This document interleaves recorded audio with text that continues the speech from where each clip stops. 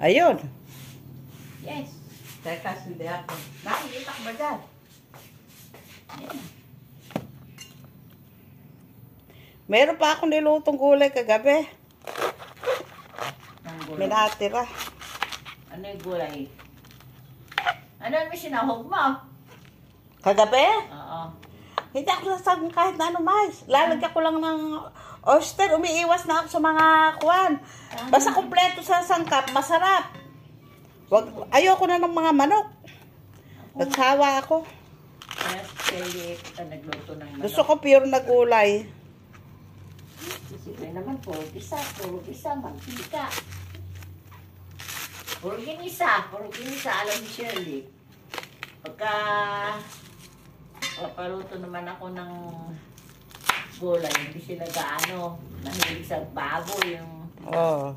yung anak, yung dalawang bata doon. Kagabi, nagluto ako, may talong na kasama. Saka si Pate, mahilig sa mga baboy. Numisa, naggata ako ng...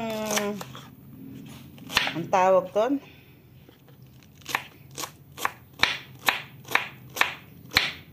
Kalabasa. Na may Kare-kare.